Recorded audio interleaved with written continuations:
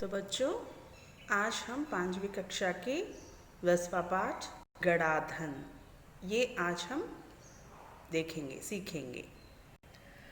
सुंदरपुर गांव में रामदीन नामक किसान रहता था। उसके 4 बेटे थे। रामदीन स्वयं तो बहुत परिश्रमी था, पर उसके चारों बेटे बड़े आलसी थे। अर्थात सुंदरपुर गांव में, मतलब यहाँ पर सुंदरपुर एक गांव का नाम है, तो वहाँ पर रामदीन नाम का एक किसान रहता था। ये है वो किसान। तो उसको 4 बेटे थे, 1 2 3 4। ठीक है, 4 बेटे थे। रामदीन स्वयं तो बहुत परिश्रमी था। परिश्रमी का मतलब है हर समय काम करते रहना। वो हर समय काम करता था, खेत में या घर में, कहीं तो वो काम करता ही रहता था। उसे हम परिश्रमी कहते हैं। तो वो परिश्रमी था, पर उसके चारों बेटे बड़े आलसी थे। आलसी का मतलब है लेजी फेलोस। कोई भी काम नहीं करते हैं, उन्हें आलसी हम बुलाते हैं। हर समय इधर उधर बैठकर गप्पे मारा करते थे।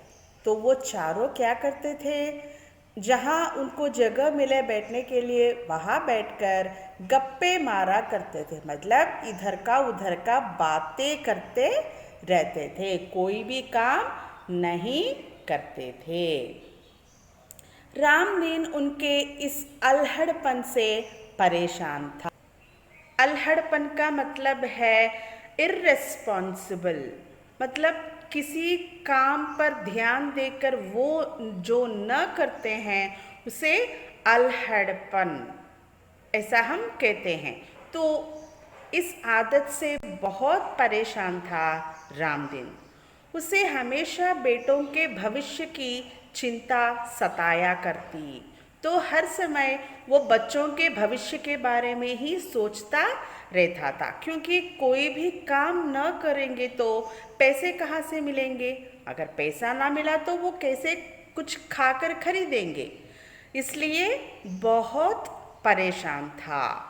वह दिन रात यही सोचा करता कि बेटे अपना पेट कैसे पालेंगे।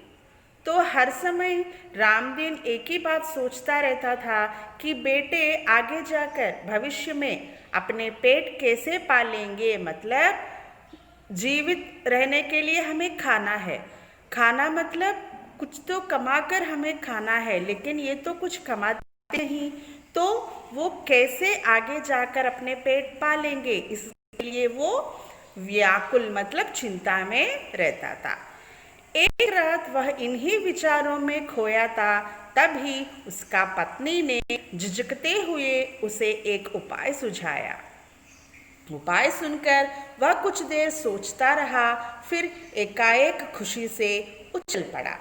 तो रामदीन को ऐसे चिंता में देखकर उसकी पत्नी जो है वो झिझकते मतलब डाउटफुल्ली कुछ बताना चाहती थी, वो बताए या नहीं, ऐसा वो सोचते हुए अपने पति के पास आके एक उपाय को सुझाया, मतलब बताया। आइडिया देना बोलते हैं ना हम, वैसा उसने बताया। पहले उपाय सुनकर कुछ देर सोचता रहा, अरे ये करने से कुछ काम होगा या नहीं, ऐसा सोचता रहा रामदीन। फिर एकाएक खुशी से उछल पड़ा। लेकिन बाद में उसे वो जो उपाय उसकी पत्नी ने दिया है बहुत अच्छा लगा। वो खुशी से उछल पड़ा, बहुत संतुष्ट हो गया। अगली सुबह रामदीन ने अपने चारों बेटों को बुलाकर कहा, मैं और तुम्हारी माँ अब बूढ़े हो गए हैं। हम दूर तीर्थ यात्रा पर जा रहे हैं। तो पहले दिन रामदीन की पत्नी ने कुछ सुझाव दिया था ना, उसके हिसाब से अगले दिन रामदीन ने क्या किया, अपने चारों बेटों को बुलाया और उसने कहा हम बूढ़े हो गए हैं, मतलब वय हमारा ज़्यादा है। जो 50 साल से ज़्यादा होते हैं, 60 साल के करीबन होते हैं, उन्हें हम बुजुर्ग बूढ़े कहते हैं। तो ऐसा है अब हमारा हालत। तो इसलिए हम कहाँ जा रहे हैं? दूर तीर्थ यात्रा पर जा रहे हैं। तीर्थ यात्रा का मतलब है भगवान के दर्शन करने के लिए अलग अलग प्रदेशों को जाना। तो वैसा हम जा रहे हैं। ऐसा रामदीन ने कहा। मैंने खेत में धन गाड़ कर छिपा रखा है। तो और क्या कहा उसने?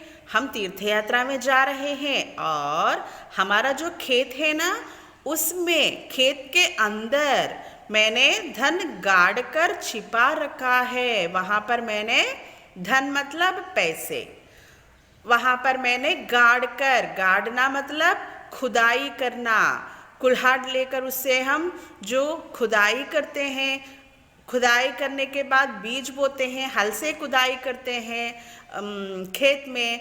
तो वैसा इसने वहाँ धन पैसे छिपा कर रखा है। यदि कोई ज़रूरत पड़े तो उसे निकाल कर उपयोग कर लेना। तो आपको कहीं भी पैसों की ज़रूरत पड़े तो वो निकाल कर आप उपयोग कर सकते हो। गड़े हुए धन की बात सुनकर बेटे खुश हो गए और उन्होंने अपने पिताजी को खुशी खुशी तीर्थ यात्रा पर जाने के लिए कह दिया। तो जब चारों बेटों ने पिता की बात सुना कि वो तीर्थ यात्रा में जाने वाले हैं और ये भी सुना कि कुछ पैसे उनके पिता खेत में कहीं तो रखा है छिपाकर, ये बात सुनते ही उनको बहुत खुशी हुई। इसलिए खुशी खुशी माता और पिता दोनों को तीर्थ यात्रा में जाने के लिए कह दिया है। वे मन ही मन खुश हो गए कि अब कुछ दिनों तक पिताजी का बंधन भी उन पर नहीं होगा। तो उन बच्चों को इसलिए खुशी था कि अब अरे ऐसा क्यों बैठे हो, कुछ तो काम करो ना, क्यों इतने बातें करते हो, जब देखो गप्पे मारते रहते हो। ऐसा जो पिता बोलता था ना, वो भी अब घर में नहीं रहेगा क्योंकि तीर्थ यात्रा में जा रहा है। क्यों? तो उसको कोई, उन लोगों को कोई भी बंधन नहीं है। बंधन का मतलब रिस्ट्रिक्शंस, ऐसा कुछ भी नहीं है। वो जब चाहे तब खा सकते हैं, जब चाहे तब वो सो सकते हैं, जितने समय वो बातें करना चाहते हैं उतने समय वो कर सकते हैं। इसलिए बहुत खुश हो गए हैं वो चारों बेटे।